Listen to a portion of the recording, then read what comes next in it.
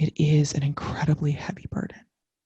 This is Jews Talk Racial Justice with April and Tracie, a weekly show hosted by April Baskin and Tracie Guy-Decker. In a complex world, change takes courage. Wholehearted relationships can keep us accountable. Okay, Tracie. So I have something that I want to talk about. Like I want to clap, like I want to talk about this episode. I really need to burst this bubble, bust this myth, like dissipate this confusion. And I just want everyone who's listening, especially the white folks, especially Americans, especially white Americans, but everyone. And I want us to just ease into the reality that everybody's racist. It's true. It's true. Like, it's true. That's hard to hear. People are afraid of being racist. But guess what? You don't have to be afraid anymore because you are. It's Surprise! True. Spoiler alert. You know, in my anti-racist, I want to unpack that a little bit. No, we definitely do. Yeah.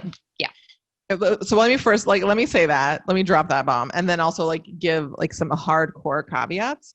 And to me, what I mean is like I don't believe that Black people and other people of color, or as I like to refer to people of color, people of the global majority. We can do a whole session on that later. But so when I'm not saying that people of color can be racist in the same ways that white people can be. That's not what I'm saying. What I'm saying that is that against white people. Like correct. Against white people. Right. Thank you for clarifying. Yes. Because I think right. This erroneous concept, which maybe we'll do a whole episode on, or maybe it's not worth a whole episode about this whole like dispelling this whole myth. Reverse racism. Reverse racism. Oh, yeah, it's not a thing. No, not a thing. But racism is, and there are a number of scholars from Beverly Tatum and Renee Myers, also like in one of a TED Talk she talks about how we were all outside when, I don't remember when the toxins were released, when the smog came down, that racism is a form, and white supremacy is a form of systemic oppression that our nation was founded on and is deeply steeped in. It's within all of our institutions. It's in our schooling system, in the education we've received. And so when I say everyone's racist, what I mean is I say that a little flippantly and jokingly to catch people's attention. And it's just a simple tagline. But what I'm saying is that virtually all white people in America have internalized racial superiority patterns and benefit and participate in systems that are inherently white supremacist or racist. And even Black people also have the smog on us, and people of color of all racial and ethnic backgrounds have also been recipients throughout our entire upbringing and navigating U.S. culture, racism, and therefore have different patterns and internalized thinking around having internalized racist messages we've received that also needs to be undone. And so, yeah, so I want to hear what you had to say, but I wanted to just name that, add a little bit more intellectualism to my facetious beginning and shout out to what's that musical called? Apparently there's like a song that's called like Everybody's a Little Bit Racist. I haven't actually Avenue seen Q. it. Thank you, Avenue Q. Yeah. Q Street, like it's not Q Street, Avenue Q. Yeah. So I'm going to come back to what I was going to say, but from what you just said, the thing that I want to, again, sort of unpacking the word you said was systemic. And I think that's an important thing for people to remember, because we hear that word racist and systemic.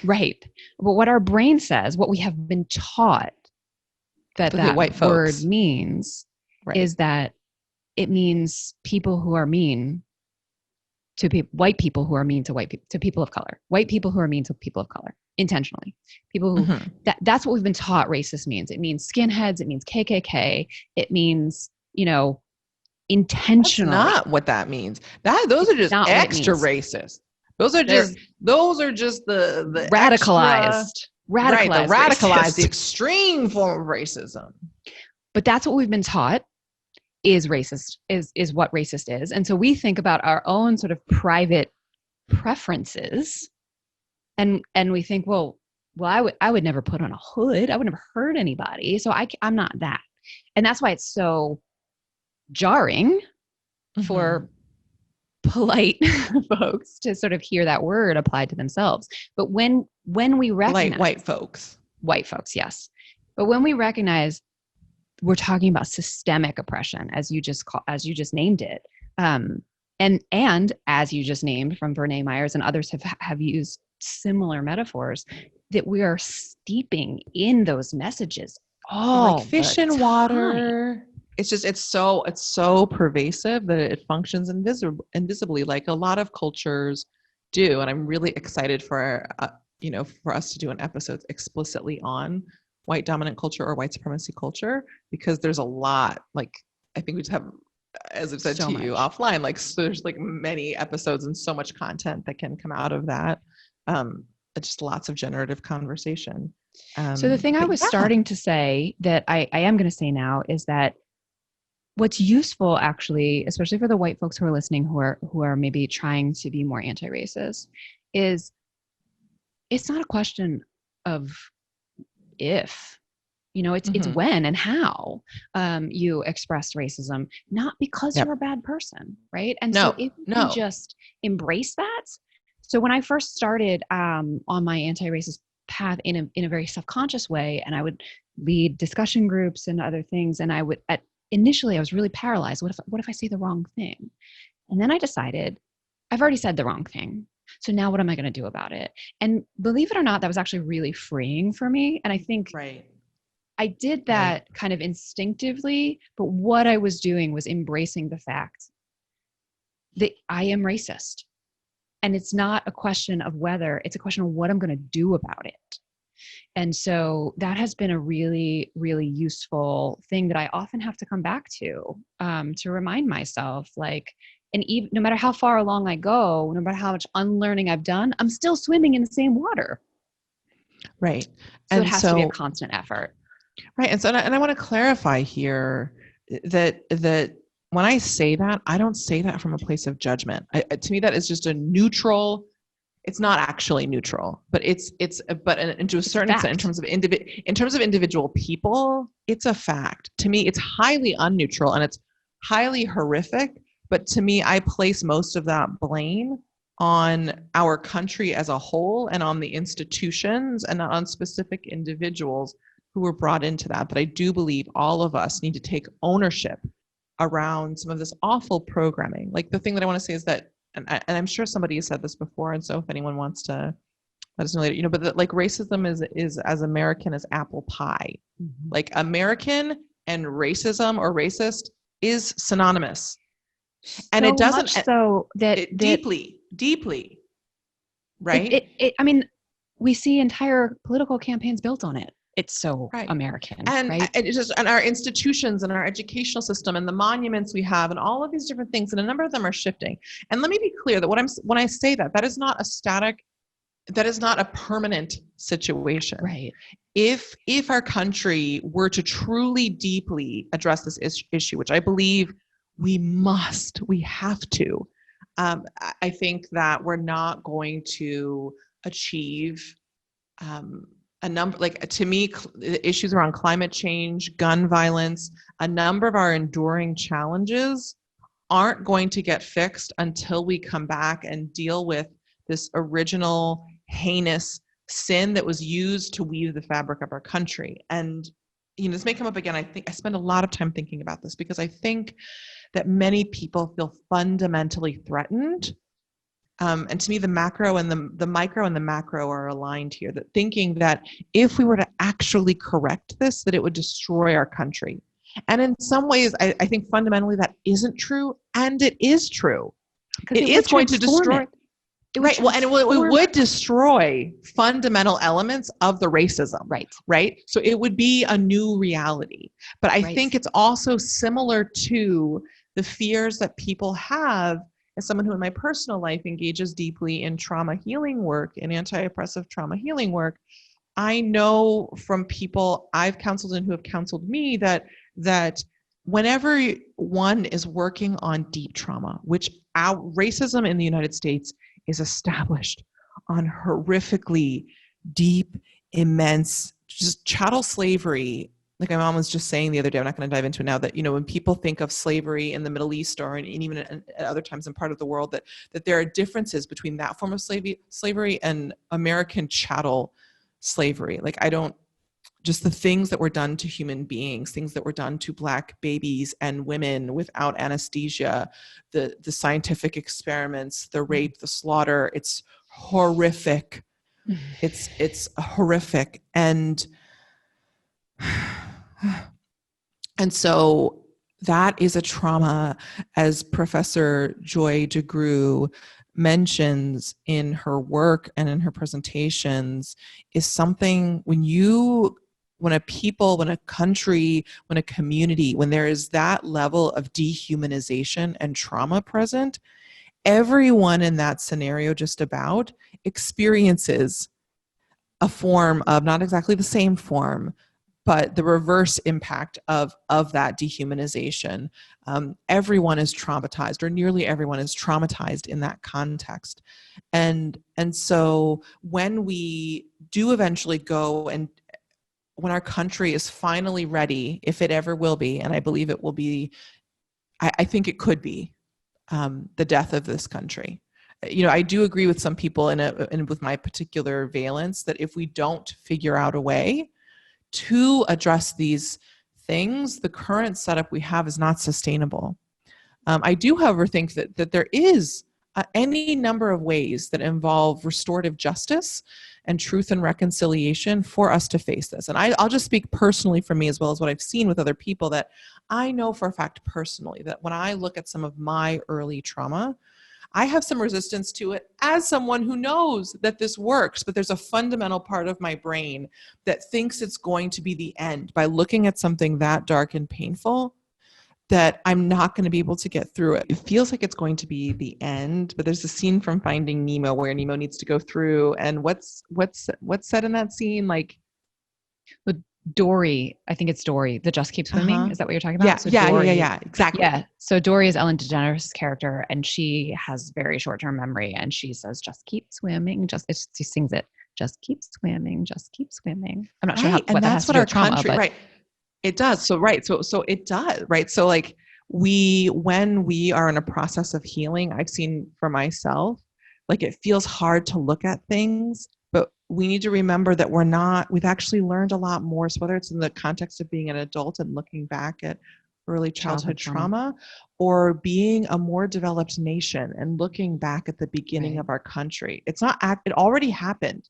That can't be undone. But what we can do is go back and get healing around our thinking and rewrite certain things and rescript certain things, of saying that there's no way that this can fully change, but we can go back and say that this should not have happened. And if there were hundreds of years of unpaid labor, and if this part of our nation, Native Americans, and speaking as someone with Native American descent and heritage and family members who are involved in tribal leadership, which I think I mentioned before, but I want to name that because it's often an invisible identity. So shout out to my fam and to Native people and Native heritage people, that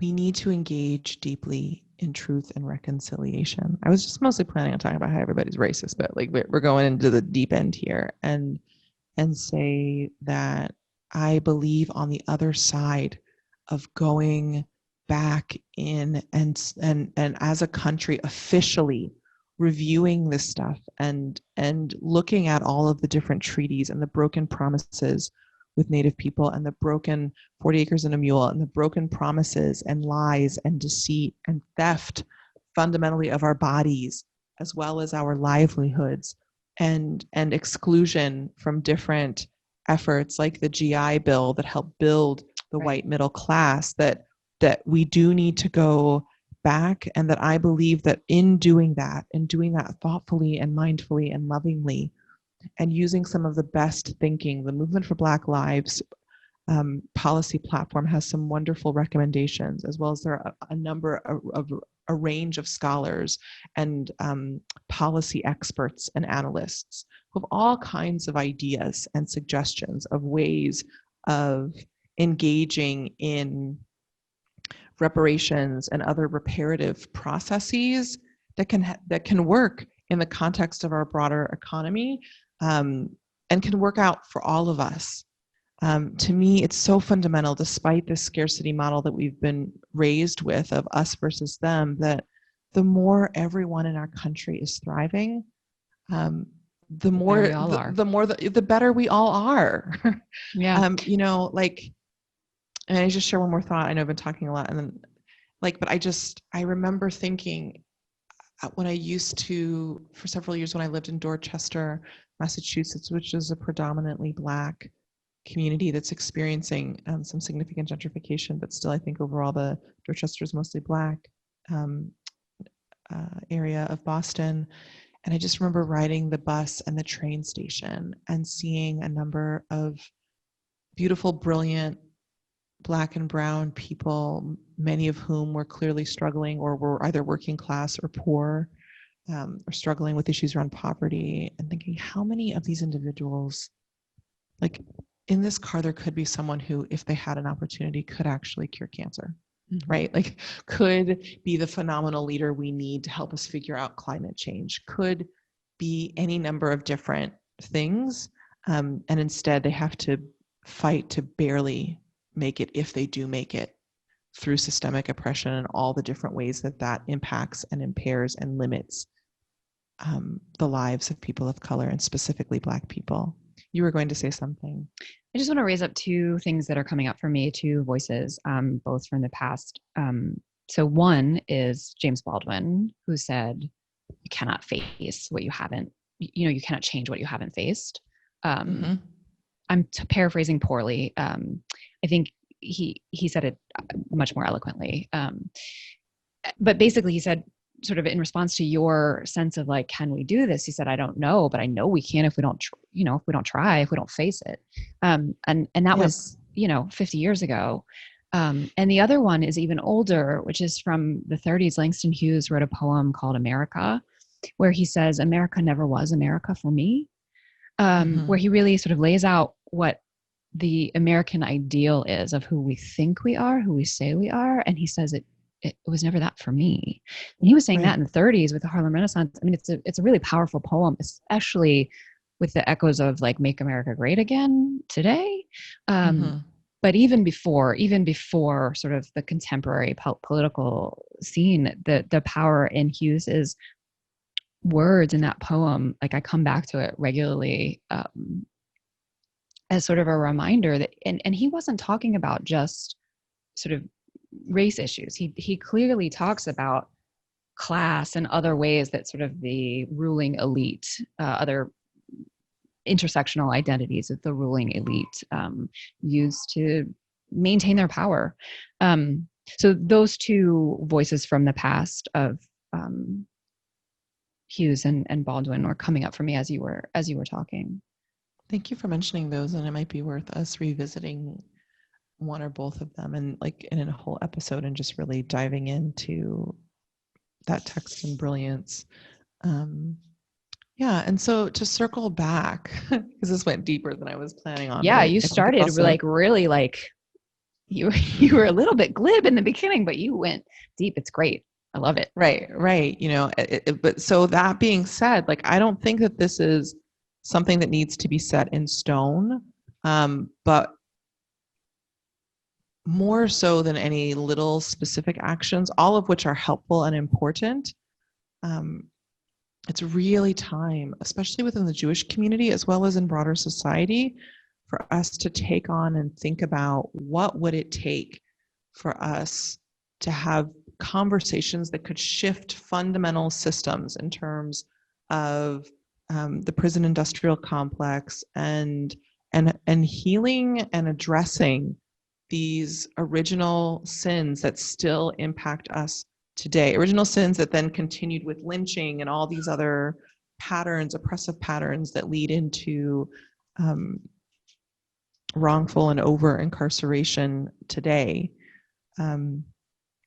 So when I say that racism is everywhere and it's on all of us, that is a serious issue. And it's also not one where people need to feel deep shame or get paralyzed by. Again, I'm touching upon a number of things that could be so many additional episodes, but what I would say about this is that this is something that it is an incredibly heavy burden. It's something that our country has yet to figure out, and ultimately is upon our national leadership and government, and the people to help leverage them and how to help push them and pressure them to do that. Right. For us to collectively address. And in the meantime, obviously, there's many different things individually that it's helpful for us to do, but ultimately, that's the big goal that we need to move toward, is a restorative justice process that holds and honors the humanity of everyone involved in this scenario, and says, what are the different actions we need to do to right the wrongs of the past and now, and begin. And it's not going to be a 1-year thing. This is likely going to be at least a 20 or 40 year or 100-year process, right? To do all the work that needs to be done. But I want to encourage us, and I know that's a bold vision, but I'm one for bold visions, and I've seen how they can come true in terms of the context of some of my movement building work and in my own life. And so I continue to be a bold dreamer for us collectively of what would it mean for us to consider lobbying for and taking action toward our country engaging in a deeply loving, accountable, restorative justice process around racism and white supremacy in this country. And that really is where a lot of the focus should be. And then also how, and less on fearing being a bad person. I believe that, with maybe a few freak exceptions, I believe that, which I don't even know if that's true. It's just I've seen too many movies about psychopaths, but that I believe that my understanding of Judaism is that people are inherently good. And our country needs to engage in teshuvah, which means a process of return to our inherent goodness and beauty of our humanity, and right the wrongs of racism, which is a social ill and a disease, a virus, a poison that's infecting and hurting many of us. And that's how I think of this. So I don't approach, when I say that many people are racist, I'm not coming from a place of judgment. I'm coming from a place of, oof, yeah, this is something that's hurting all of us. We need to get these toxins, we need to detox. We need to get this off our skin and out of our system, because I don't believe it's in our DNA. I believe right now it is in the DNA of the country. I don't believe it's in human DNA. I believe it's in our system. And like any good detox, as someone who loves eating healthy and eating green, this is some stuff that we need to detox. And it's going to be funky and it's going to be uncomfortable at first. And we may need to vomit some garbage out. But over time, we will be healthier, and it will lead, just like detox leads to healthier living for people in simple terms. There's all kinds of unhealthy detox. I'm talking about the healthy kind, not weird fad things, but getting healthy nutrients in around truly valuing every human life and having that be reflected in all our institutions. Will be a painful process, but it will be a process that will ultimately lead to the sustainability and welfare of, I think, not only our country, but as an empire and as a colonial and imperial empire in the world. Again, I'm bringing in the depth here of analysis, that it will also be good for the planet. Like, the better and healthier our health is as a country, and our collective mental health and well-being around actually being honest about what's happening and stopping the lying and the covering up of things, the better it will be for this planet. Yeah, and not just in a mental health, not just in a spiritual sense, but in a literal sense, because as you say, literally, climate change is inextricably linked to systemic racism.